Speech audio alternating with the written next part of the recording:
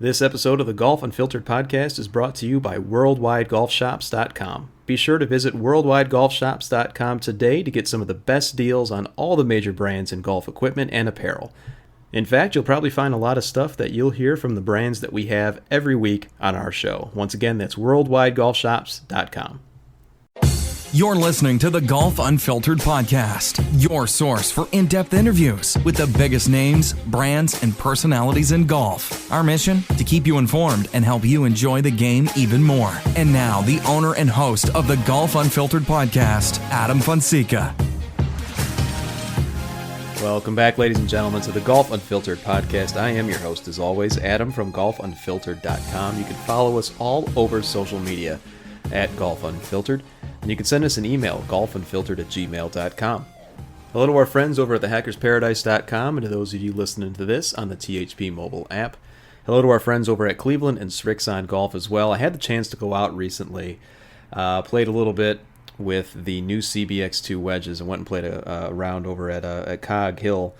And I got to tell you, these are really solid wedges. We're going to talk more about that here in a little bit, but I got to say, Cleveland just continues to surprise me with just the quality of the build, and I guess it shouldn't be a surprise at this point, right? I mean, every single release that they come out with in the wedge game has just been absolutely phenomenal, and as somebody who thinks that they're a little bit better than they probably are, and what golfer doesn't think that, by the way, a little more forgiveness was needed, and the CBX2 wedges definitely provide that for my game, and I just absolutely love them. I'm looking forward to playing more with them in the time that I have left this golf season. And as we all know, I mean, it only goes so far here in the Midwest, so looking forward to those playing those clubs a little bit more.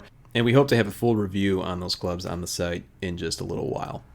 So, folks, it's just you and me again today. We've got a couple topics that I want to get to that have been hot topics in the world of golf, one of which, of course, being slow play. And you know that a few episodes ago, I went on this mini rant about slow play. I had gone out to a Chicago Forest Preserve golf course on a Sunday morning, just me and another buddy, and it was very, very slow. And of course, that is one element of the entire slow play issue, and that is the amateur side of the game, the side that you and I all experience every single time that we go out and play. And unfortunately, it's a pretty accurate thing to say these days, is that there is slow play every single time that you go out into a golf course, unless you're going at one of those odd hours where there's nobody in front of you really early on, or if you're playing a twilight round or what have you. Chances are you're going to be impacted by slow play to some degree. Now that has filtered over onto the other side of the game, of course, and this is not new. I shouldn't say that it's filtered over to it, but now it's got a big, ugly spotlight on slow play on the pro game. And so most recently, of course, it seems to be the poster child, unfortunately, of slow play, at least one of the bigger offenders, at least right now at the time of this recording, is Bryson DeChambeau. I am recording this on the eve of the BMW Championship, and not too long ago, actually the previous tournament over at the Northern Trust, there was a situation where Bryson, and I'm going to get all the numbers and the timing wrong in this, so I apologize. But Bryson was a couple instances trying to line up a shot, trying to take a shot, trying to get all the information that he needed in order to execute a shot, and it took an abhorrently long time to do. The worst part about it, at least one of the shots that I know we all saw on social media, was the fact that it was a 70-yard shot. Now, to Bryson's defense, not that I'm here to defend any player that takes that long, and I believe it was over, I don't know, was it 3 minutes or so, maybe even longer? I don't remember, again, the exact timing. But he didn't have exact yardage at the moment. He was a little bit wayward. He was in a position on the hole that was absolutely not where you need to be, and so he didn't have a yardage right away. And so what did he do? Well, he had to walk it off all 70 yards up to the green, apparently get a read of the contours, something that he hadn't seen at that point. I have no idea. Walk all the way back, talk to his caddy a few times about what club to play, and then finally execute the shot. Now, there were other instances throughout the week where Bryson took a lot of time on the putting green. And as we all know, we see these videos, of course, when we watch TV, and we see pictures, and we hear a lot of chatter about the yardage books. And now we even have the putting green books, where to which pros refer in order to even stroke a putt these days. Now, if you've never seen one of these books, and I'm sure that caddies do it differently and players record differently, but mainly it's just the contours of the green, as I understand it. I've seen a couple. That's basically what it is. You know where the breaks are, and of course the caddies go out prior to the tournament, and they go and they try to map all this stuff out. That's you doing your job as a caddy. What we are seeing, and what we certainly saw in the case of Bryson, was that players are relying on these books very much so like a crutch. To the point, at least in this instance with Bryson, where it took him just an extremely long time. He was playing with Justin Thomas and I believe Tommy Fleetwood, who were visibly irritated by this. It took Bryson an extremely long time to just read this putt that he ultimately missed. And it wasn't some extremely long putt either. It was, if I remember right, it was about a 10-footer. So the issue here, of course, as this whole story played out, and is continued on at least to the time of this recording, is that social media picks this up, and videos are being shown. And, there are, of course, as golf Twitter likes to do, people talking about how long this is taking. Bryson has to defend himself. There is a little bit of a quote-unquote run-in with Brooks Koepka, the number one player in the world. And, of course, if the number one ranked player in the world is involved, you're going to make headlines. As another story unfolded, Eamon Lynch, a well-known writer in the golf world, shared a little anecdote on Twitter regarding this exchange between Bryson DeChambeau and Brooks Koepka, and more specifically, it was between Bryson and Brooks's caddy. I'm paraphrasing here, of course, but basically Brooks said a few things at a press conference the day prior, saying that slow play was an issue, called a few people out, including Bryson, and Bryson went ahead the following day, went up to Brooks's caddy and said, you know what, if your man has anything to say to me, again, paraphrasing, make sure that he says it to my face. Now, let's just all sit back and think about how that conversation might transpire between Bryson and Brooks. Now, of course, they had that opportunity to do so, because as the story continues, the caddy, of course, as all good caddies would do, went up to their man, in this case Brooks, and said, hey, this is what Bryson had to say.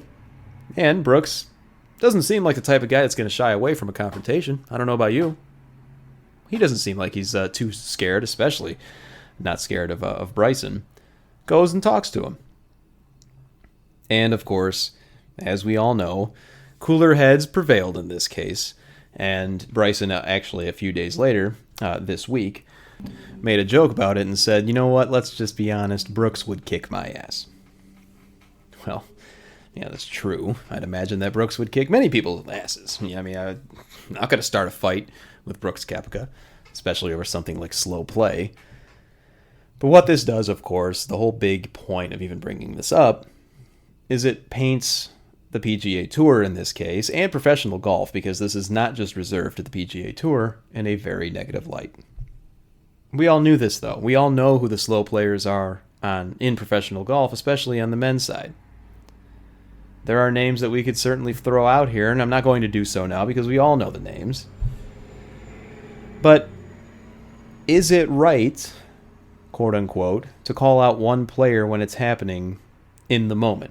Another player, just for the sake of being a little bit transparent here and to keep the conversation going, is J.B. Holmes. This is a man that has had success on tour, of course. Recent success, has been playing well, up and down every so often, but also takes a long time on the golf course. When we think of slow play, especially in the pro game, the only thing we can do is picture players who are playing slowly. I mean, that's the most obvious thing in the world to say. The problem here, though, is that nothing is being enforced with slow play. There are rules that dictate how long it should take from one shot to the next. Everybody knows this. People who listen to this podcast, you guys are in the know enough to understand that there is a rule in place.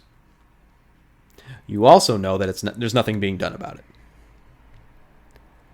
Now, I'm going to go back and forth between the two topics that I want to talk about on this episode, because the other side of this whole coin is the brand sponsorship element, where, to be honest, when Bryson started getting a little heat for this, one of his brands, Bridgestone, stuck up for him, as any brand would do. That's not a criticism. You guys at Bridgestone, if you're listening to this, you know I love you guys. It doesn't have to get to that level, though. A brand should not feel like they have to defend their player because the player isn't adhering to the rules. Now, this is where we can kind of get into a little bit of a rabbit hole, because who's at fault here? Is it the player's fault that they're playing slowly, which everyone agrees is happening? That's not even a question.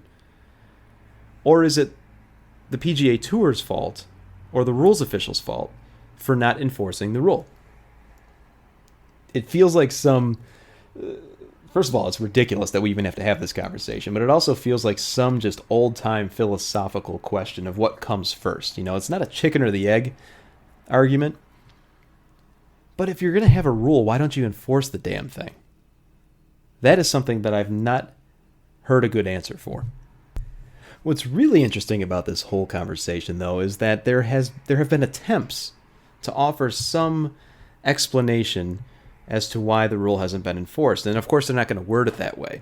And when I say they, of course, I mean the PGA Tour. And in this case, the PGA Tour's basically the main rules guru, the man who's in charge or at least responsible for enforcing the rules, Slugger White. He's the guy on the golf cart, of course, with the bucket hat or whatever it is. Not quite a cowboy hat. What is that thing? I don't know. Somebody tell me. golfunfiltered@gmail.com. What kind of hat is that? Basically, and I'm going to read you a quote on Slugger's opinion about slow play in general. Now, bear with me. It's a little bit of a longer quote. Again, Slugger White in a recent Golf Digest interview. I hate slow play as much as the next guy, but I can't agree with the idea of hitting players with penalty strokes.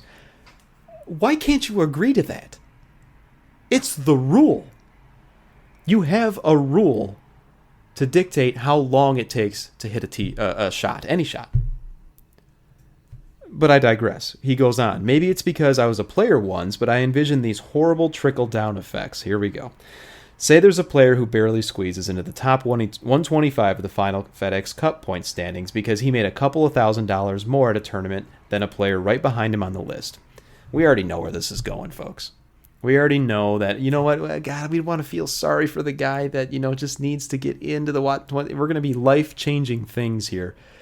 Just right from the start, you can kind of tell by the tone that I'm taking. Like, if you're going to have a rule, you can't worry about that stuff.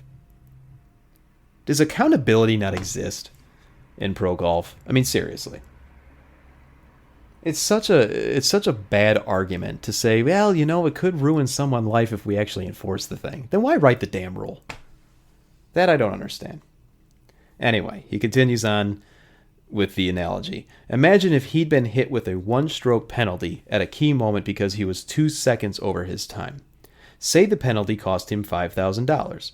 Suddenly, he's so far down the FedEx Cup point list, he doesn't have a place to play the following year, which in turn might mean his kid can't go to college. Okay.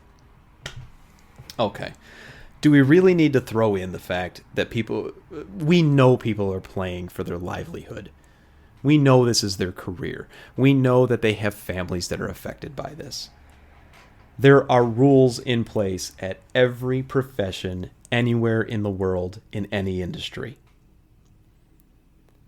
Does that mean that we just throw them out the window because we all of a sudden have to think, oh, well, what about the humanity of it? Anyway, you can tell I'm getting fired up about this. And this kind of goes along the same thing that I talked about in the One Slow Play episode that I referenced earlier. All right, so anyway, which in turn means that this kid can't go to college or he can't put down a payment on that decent house. Oh, boy. Or worse. Or worse is what he follows up with. Basically, it means you've drastically affected the guy's life with the click of a stopwatch.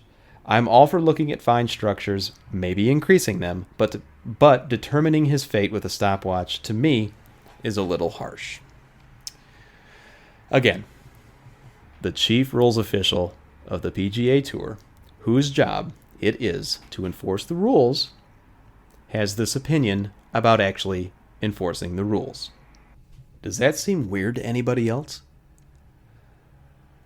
I mean, I really don't understand where this dynamic comes into play here. I mean, everybody is calling this out, and I understand that we live at a time where everything is just under a microscope, and with social media and whatever else, anything you do in the public eye can be out there for everyone to see, and everyone's going to have an opinion on it, and everyone's probably going to take a negative opinion on it. But where this becomes an even bigger issue is how this whole mentality and the concept of not enforcing accountability, which is really what we're talking about here, by the way, where this all becomes a bigger issue is when it filters into the amateur game. Now, I shared a couple examples early on. I shared a couple examples in the previous episode where people were taking just so much time to play the game. You can't help but your game can't help but be impacted. Your experience of playing this game that we all love can't help but be impacted, and it just becomes, to use the words of Slugger White, a trickle-down effect. I caddied for two buddies of mine at a recent tournament. Two of the guys that help out with the site, Adam and Matt. You guys know them. And they're two very strong players. I mean, this is a tournament that I have no business playing, and that's why I was caddying in it. And we're all in our upper 30s, and the other people, the other competitors in this tournament, they were all very young compared to us. They were, certainly college aged or whatever. And there were a few that were actually even younger. There were a few high schoolers in there. Good for them. Strong players, taking nothing away from them.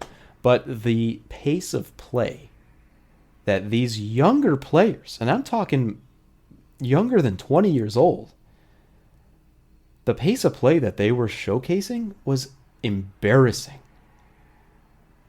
I mean, not to call anybody out, because that's not what I want to do, especially not in this instance, but I mean, there was one playing competitor that was paired with our group who was a quote-unquote, I guess you would consider them a junior golfer. I don't know. I mean, is high school still considered that? Who knows? But a high schooler walking, had a caddy pushing a push cart, no big deal. But you would think this guy was playing at a pro-am. Holy cow, just the pace of walking and then all of the checking and the you could just tell all the things that were going through this kid's pre-shot routine. It was nauseating. I'll have to say it was absolutely nauseating to deal with. Now I know how that sounds. I know how I'm coming across and sounding, but I guarantee you that people listening to this episode and what I'm saying right now have experienced this before. Where do we think that comes from? What accountability is there? Now, I am not, believe me, I am not a believer that what we see the pros do in any sport is 100% what we are going to do as amateurs. Yes, I'm not naive enough to think that there's not some influence there. But if nothing's being done to the players at the highest level of the game who take advantage of this non-enforcement of the rule, how do we expect that to happen at the lower levels? I think we can all agree it doesn't make any sense. I mean, that's putting it lightly. Now, I've done a lot of complaining. I've done a lot of just shining another bigger spotlight on things that we all know is an issue. Do I think Bryson DeChambeau's the poster child of slow play? Absolutely not. I mean, he just isn't. There are others that are worse. There are others that are better. But he's not... this is not a Bryson DeChambeau problem. This is not a J.B. Holmes problem. Hell, Kevin Na got a bad rap. And I guess to this point still does in some degree. It's not their issues. It's a systemic issue. If you follow us on social, you know that we talk a lot about either you attack the person or the process. And when you take a look at the process itself, is it just an isolated incident or is it a bigger systemic problem? This is a systemic problem. This is an example of an issue that is not being prevented when we have the ability to do so, or at least enforce a rule that is written in the book. And because that's not happening, it's trickling down to other areas in the game. It is impacting all of us who play the game. That's a fact. We see it every day. So, you may be asking, what's your solution, Adam? Well, I understand this is not a one-size-fits-all solution. The benefit or the good thing that we've got going for us right now is that it's actually a rule. 40 seconds between shots. We have the foundation to start enforcing this thing. We just have to start doing it. The manner in which it's done at this point doesn't even really matter, because nothing's being done right now. Yes, players get put on the clock. Yes, there are warnings. I believe there was a study done, I forget who, actually I believe it was Eduardo Molinari, I believe, went out and said, hey, these are all the times that a player has been put on the clock and all the times that a penalty stroke has actually been done. And I believe it was something ridiculous, like maybe 5% of the time a penalty stroke was actually enforced. And there have been dozens of players that have been put on the clock. So, step one, as I've keep saying, because I feel it needs to be repeated, is to actually enforce it. Start handing out penalty shots. I mean, that's one thing that we could start right from the get-go. And yes, the situations or the scenarios or the analogies that Slugger White painted in his quote, yeah, that could happen. But why are we all of a sudden pretending like these players are all of this is completely out of their control, like they're victims now? Play faster. Just play faster.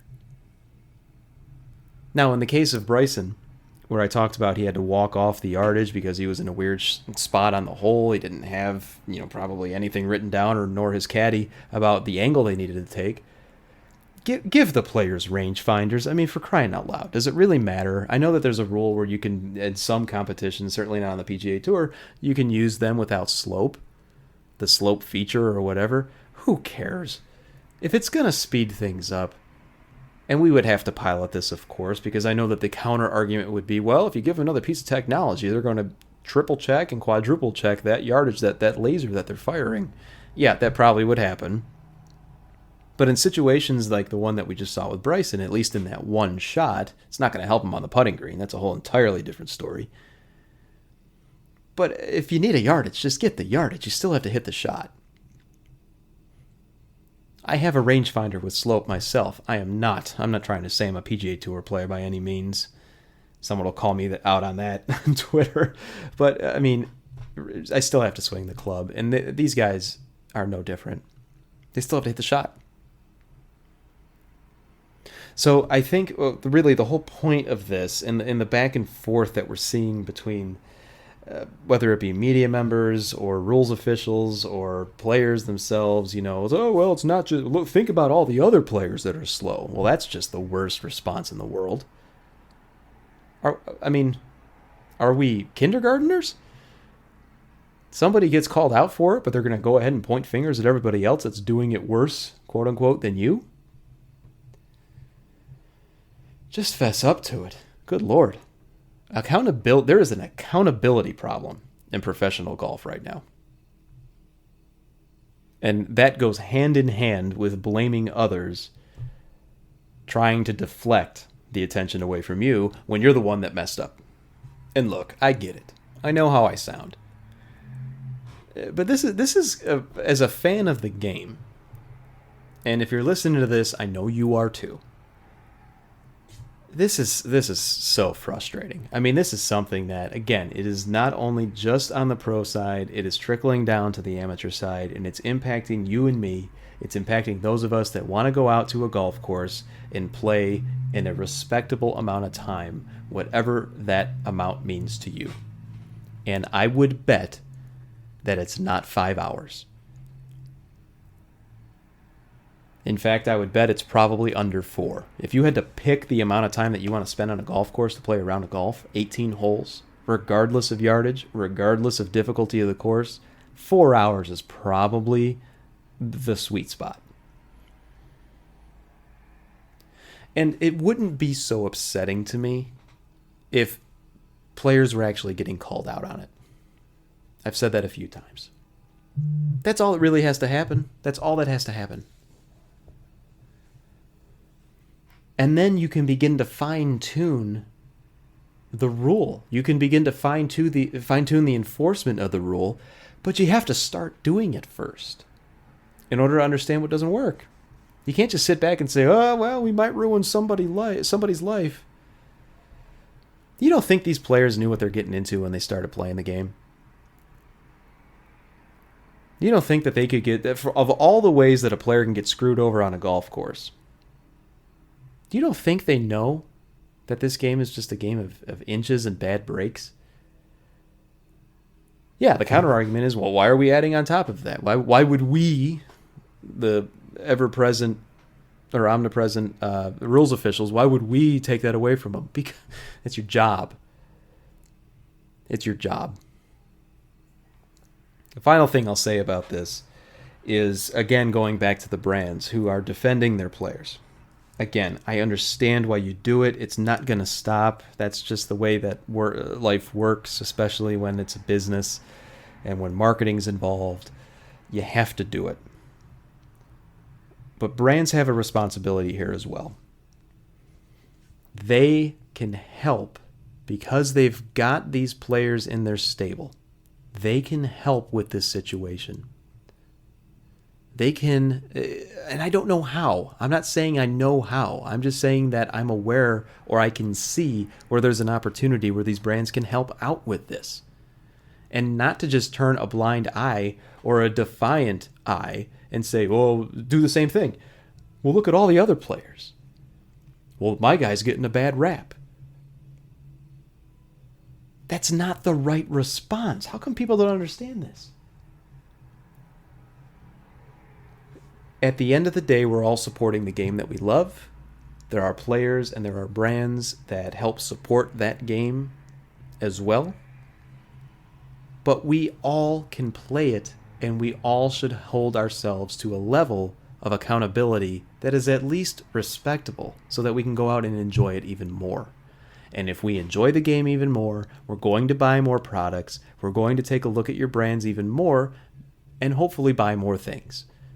Do we not understand how all of this works together? I simply don't understand it. Let me know what you guys think if you're listening to this. Reach out to us on social media at Golf Unfiltered. Send us an email, golfunfiltered@gmail.com, and we will continue this conversation. But it's just so frustrating to see all this chatter.